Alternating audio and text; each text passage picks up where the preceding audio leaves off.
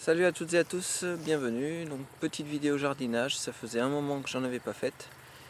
Je veux parler de permaculture. Donc là actuellement, je voulais vous montrer.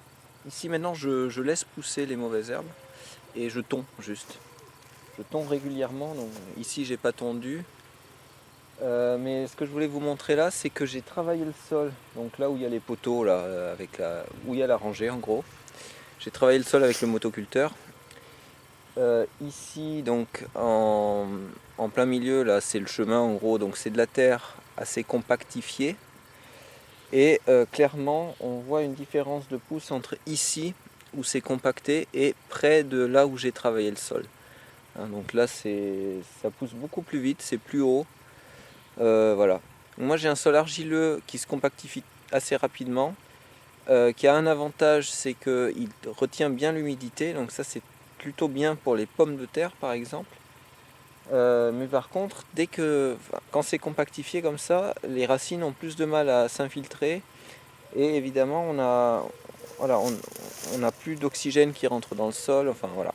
Donc c'est pour ça que actuellement je mets beaucoup de matière organique dans le jardin ici. Alors j'ai pas la même approche que mon père. Mon père, ça fait aussi plus de 10 ans je pense qu'il met du bois broyé dans le jardin, mais en fine couche et en petite quantité, et il retravaille le sol à chaque fois. Là j'essaye de faire une autre approche, alors c'est un peu compliqué au début, mais j'essaye de ne pas trop travailler et de ne pas mélanger la matière organique que j'apporte avec le sol existant. Alors pour l'instant, j'ai pas fait une année complète je pense. Enfin si, il y a des endroits. Ok, donc il y a des endroits où j'ai plus retravaillé le sol après avoir mis la matière organique. Bon, il y a des mauvaises herbes qui poussent et j'ai pas recultivé dessus si vous voulez. Voilà, l'année dernière j'ai fait un essai de soja que j'ai planté directement dans le sol compactifié où j'avais mis de la matière organique par-dessus. Donc c'était mitigé mais ça a fonctionné quand même. Alors donc le résultat pour l'instant, c'est que sur la partie sans bois broyé, on a énormément de mauvaises herbes. Au niveau de la partie bois broyé, on en a beaucoup moins. Ça c'est clair et net. Là je vais devoir enlever les mauvaises herbes là-bas aussi. La germination évidemment elle était moins bonne sur la partie bois broyé, notamment à cause des limaces. Mais bon, j'ai ressemé et ça s'est bien passé après. Donc là vous voyez qu'il y a vraiment beaucoup de mauvaises herbes. Tiens, il y a une tomate là qui pousse ici. Bon. Et donc voilà la différence par rapport à là-bas. Ici c'est avec bois broyé, donc il y a beaucoup moins de mauvaises herbes. Un peu de liseron là. Mais bon, il y a aussi moins de soja, hein, pour l'instant. Et il a l'air un peu moins bien en point. Par exemple, celui-ci, il a l'air d'être un peu jaune, comme s'il y avait une fin d'azote à cet endroit-là.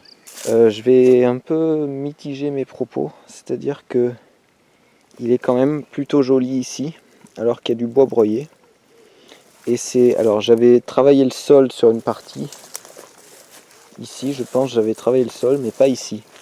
Et donc finalement, l'endroit où il a mal poussé, c'est vraiment juste la toute fin. Là on voit qu'il est plus petit. Je vais vous faire une photo du ciel pour que vous voyez la différence de taille. Mais voilà, en fait je pense que là c'est juste une histoire de qualité du sol qui fait qu'il est plus petit là. Et sinon, ici il est plutôt pas mal. Donc bois broyé et sur un sol argileux dur, non travaillé. Et on voit même que ici il est plutôt vert parce que probablement le bois broyé il garde un peu l'humidité, alors que là, bon, il y a aussi du bois broyé mais il est moins vert. Donc voilà, au début je faisais des commentaires en disant que c'était pas terrible avec le bois broyé, mais c'est pas forcément dû au bois broyé, c'est peut-être dû à la qualité de terrain sur la fin là qui est vraiment pas bonne. Alors dans l'approche de mon père, le bois broyé, il a tendance à plus se voir d'une année sur l'autre en fait, puisqu'il est mélangé avec le sol et il se dégrade assez rapidement finalement. Donc ça améliore quand même la structure du sol, on voit que le sol devient plus foncé, qu'il y a de la matière organique qui se rajoute. mais c'est pas, enfin voilà, comme je vous le disais, ça fait 10 ans que ça dure, et voilà, le sol reste, enfin si on ne le travaille pas, il se recompactifie quand même assez facilement. Donc tout ça pour dire que de décompactifier le sol avec le motoculteur, ça aide énormément les plantes à pousser. Je vous le remontrerai là de plus près, là, ce qui se passe ici, mais voilà, c'est assez extraordinaire. Alors moi je m'intéresse plus particulièrement aux plantes, pas aux légumes, plutôt aux trucs qui coûtent pas cher et qui sont riches au niveau nutritif. Hein, donc les légumes, c'est plus le contraire. Bon, c'est pas vraiment complètement vrai, mais les légumes, ça a tendance à être cher et au niveau nutritif, c'est important, mais ça va contenir moins de protéines ça va quand même contenir de l'amidon, pas mal, les patates en l'occurrence, enfin des sucres, etc. Mais moi, je m'intéresse donc aux plantes actuellement peu chères, mais riches nutritivement, donc riches en protéines notamment. Tout simplement parce que c'est important de savoir les cultiver si un jour on a des problèmes d'approvisionnement quelconque, voilà. Même si moi là je le fais à petite échelle, à mon échelle, mais j'essaye de conserver des variétés qui pourront donc s'étaler à échelle plus grande s'il y a besoin. Voilà. Donc essentiellement au niveau des céréales, j'ai 3 céréales que j'ai retenues. C'est donc d'une part l'avoine nue, donc c'est une avoine dont la graine est nue, donc on peut la battre facilement, récupère la graine, et il n'y a pas besoin de moulin pour en faire quelque chose comme le blé, où va y avoir souvent besoin d'un moulin pour faire soit du pain, soit des pâtes. Donc évidemment on peut faire autre chose avec le blé, mais voilà, c'est l'utilisation principale. Donc l'avoine, la graine est molle de base, donc on peut facilement la travailler avec des ustensiles de cuisine comme un mixeur normal. Voilà, mixer et en faire des galettes, en faire de la purée, en faire ce que vous voulez. Faire des flocons, donc évidemment ça demande la fabrication d'une machine ou l'achat d'une machine pour faire des flocons, floconneuses. Mais en tout cas ça a beaucoup de... c'est très simple en fait. Voilà. Deuxième céréale que j'avais retenue, que j'ai pas cultivé depuis plusieurs années, c'est le seigle. Alors pourquoi le seigle? D'une part, c'est très simple à battre aussi, donc les graines se détachent très facilement, voilà. Un petit inconvénient, c'est que parfois il y a un champignon qui se met dedans, qui fait une molécule proche du LSD. Donc voilà, faut éviter de manger ça, ça donne des hallucinations. Mais un autre truc que je trouve très intéressant, c'est que ça produit énormément de biomasse. Le seigle, ça fait des tiges qui sont plus grandes que moi, donc ça fait des tiges de 2 mètres de haut. Voilà, donc vous allez avoir une production de biomasse pour couvrir votre sol, c'est excellent à ce niveau-là. Et donc là, par contre, pour le coup, il faut un moulin pour l'utiliser, bien qu'on puisse faire cuire les graines dans l'eau bouillante et manger ça. Donc ça, c'était la deuxième céréale, et en plus un avantage éventuellement par rapport au blé, c'est que c'est un gluten qui est plus tolérable par certaines personnes qui ont des problèmes avec le gluten. Donc à ce niveau-là, c'est intéressant aussi. Troisième céréale, c'est le maïs. Alors évidemment, il y a plein de sortes de maïs différentes. Donc pourquoi c'est intéressant? Parce que c'est simple à récolter. Voilà. Donc j'ai un maïs à amidon, et j'ai donc pour faire des galettes pareil, et puis du maïs à popcorn. Donc là j'avais juste pris des graines popcorn au supermarché, je les ai ressemées et ça a l'air de fonctionner. Alors je vais peut-être faire des petits croisements pour qu'ils se colorent, hein, vous savez, pour que ça soit un peu plus joli. Mais pour l'instant, donc en fait les graines de popcorn, elles sont dures et petites souvent, et c'est à ça qu'on les reconnaît, c'est ça qui va faire que ça peut éclater quand on les fait chauffer.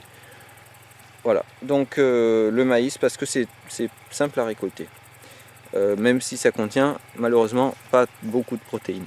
Et puis dernière chose que je fais ici, c'est le soja. Donc là pour le coup ça contient des protéines, ça fait des protéines à partir de l'air, donc pas besoin d'ajouter d'engrais puisque ça a des bactéries dans le sol qui fixent l'azote à condition de les rajouter au début.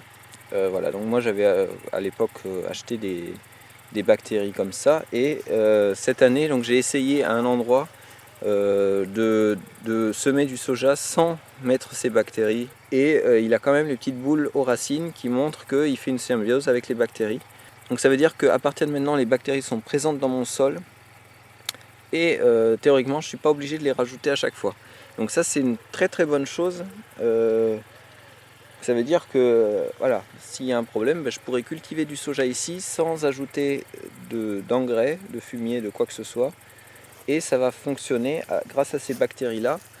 Et je vais avoir une source de protéines grâce à ça. Donc ça c'est voilà, en gros c'est les cultures que je fais ici qui sont donc voilà, comme je dis, peu chères et riches au niveau nutritif. Et voilà, j'ai sélectionné ces variétés, ces espèces-là, parce qu'elles sont en général simples à produire et simples à utiliser par la suite. Alors le soja c'est un peu compliqué, effectivement, en général faut le transformer, sauf si vous l'utilisez en edamame, voilà, il faut juste le récolter à temps. Alors évidemment on a aussi des cultures de haricots, de pommes de terre, etc. qui sont aussi, qui tomberaient aussi dans cette catégorie, mais je ne le fais pas dans cette parcelle de jardin ici. Alors peut-être je vous fais un petit tour là. Ouais. Alors j'ai le soleil qui tape, voilà. Donc je vous fais un petit tour. Donc ça c'est mon avoine nue cette année.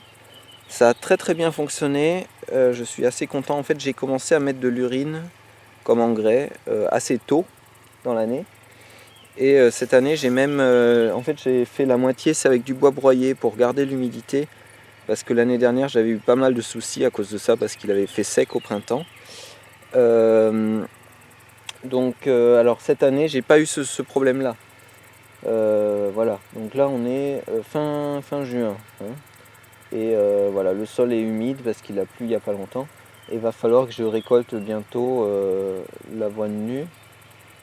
Là elle est quasiment sèche, mais je vais attendre un peu pour qu'elle soit vraiment sèche, bien sèche.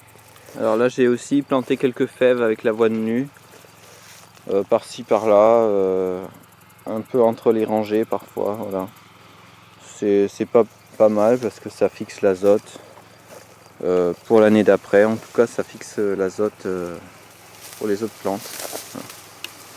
Voilà, donc là j'avais laissé un trou, il y a beaucoup de bois broyé par terre. Là il y a l'avoine qui commence à se casser la gueule d'ailleurs. Mais voilà, ça promet, il y a vraiment une belle récolte cette année. Bon, grosso modo là c'est un demi-ard d'avoine nue, et d'habitude je faisais un ard entier. Donc on va voir ce que ça va donner à la récolte. Voilà, donc ça c'est ça. Bon, voilà, alors ici il y a des topinambours là-bas par exemple, c'est quelque chose qui pousse tout seul, enfin il n'y a pas besoin de s'en occuper, on n'est pas obligé de les récolter si on n'a pas envie. Mais en tout cas ça fait une source de nourriture aussi. Il y a un igname que j'ai planté là, c'est pareil, ça fait une grosse racine qu'on peut récolter au bout de 2-3 ans. Et ça peut se reproduire assez facilement aussi. Et par contre, il faut une bonne profondeur de sol pour le cultiver, et il faut qu'il puisse grimper. Donc j'ai mis du grillage pour qu'il puisse grimper. C'est un essai, on verra bien ce que ça donne.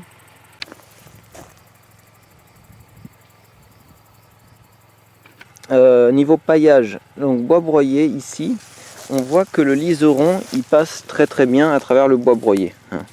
Donc ça c'est vraiment l'inconvénient. Paillage au bois broyé, c'est tellement meuble, vous voyez. Alors là, bon, vous voyez que c'est humide, hein. Et là on est au sol là, hein. Voilà. Donc c'est tellement meuble que le liseron passe sans problème, et vous pouvez faire des couches qui font 1 mètre de haut, ça passe quand même, hein. Donc ça c'est vraiment l'inconvénient. Ici j'ai mis de l'herbe, donc l'herbe c'est mieux niveau liseron. Il a plus de mal à passer, ça fait la couche est plus étanche, même si là vous voyez que malgré l'herbe, il y a quand même du liseron, hein. Et j'ai mis, bon là, c'est vrai qu'il n'y a pas une épaisseur qui fait 20 cm. En tout cas, quand c'est compactifié, ça fait pas 20 cm. Donc voilà, j'en ai peut-être pas mis assez. Et puis là, ben, j'ai commencé à mettre de la fougère que j'ai coupée dans la forêt. Donc fougère, voilà, elle n'est pas encore très compactifiée, mais en tout cas, ça va garder l'humidité. Je sais pas encore ce que ça va donner. En tout cas, ça étouffe. Voilà, donc en gros, tous ces paillages là, ils vont étouffer l'herbe. Même si vous les mettez sur l'herbe qui est déjà poussée, enfin, il faut qu'elle soit tondue, mais voilà, vous tondez l'herbe, vous mettez un paillage comme ça, d'herbe par exemple, assez épais, ça va étouffer l'herbe, et ensuite vous aurez un sol complètement nu dessous. Ouais, autre chose que je voulais rajouter, c'est que pour l'instant, au niveau travail du sol grâce au ver de terre, malgré le fait de rajouter de la biomasse assez régulièrement, je n'ai pas encore vraiment vu l'effet du ver de terre. Donc, alors j'en ai des vers de terre, mais il n'y en a peut-être pas assez. Éventuellement, après avoir travaillé le sol alors qu'il y avait de la biomasse, effectivement le sol est beaucoup plus meuble que s'il n'y avait pas eu la biomasse. Mais voilà, c'est pas le but. Le but, ça serait de vraiment créer une couche de sol avec beaucoup de biomasse qui va nécessiter très peu d'entretien, enfin très peu de travail du sol. C'est pas encore le cas hein, chez moi. Voilà. C'est pour ça que là, cette année, je mets la dose. Donc je mets la dose bois broyé, herbe, fougère, voilà. Et j'essaye de faire ça sur une surface plutôt restreinte pour l'instant, pour avoir un endroit où je fais beaucoup ça. Donc comme je disais, cette année, comme je disais ici, soja. Donc là j'avais remis des bactéries. Et là cette fois le soja aussi je le fais sur un sol couvert. Comme ça j'ai même pas fait de rangée cette année. Et puis là j'ai semé un peu de soja sans les bactéries. Et effectivement je vous montrerai la vidéo. J'ai des petites boules aux racines. Hein, voilà. Donc ici un peu de soja. Bon, il y a les mauvaises herbes. J'ai pas eu le temps de m'en occuper. Et là, avec le sol couvert, avec le bois broyé, j'ai très peu de mauvaises herbes, à part le liseron qui lui traverse partout. Alors je l'arrache. Hein. Ici le maïs, j'arrache le liseron. Et là c'est le soja noir. Donc pareil, il est très content. Voilà.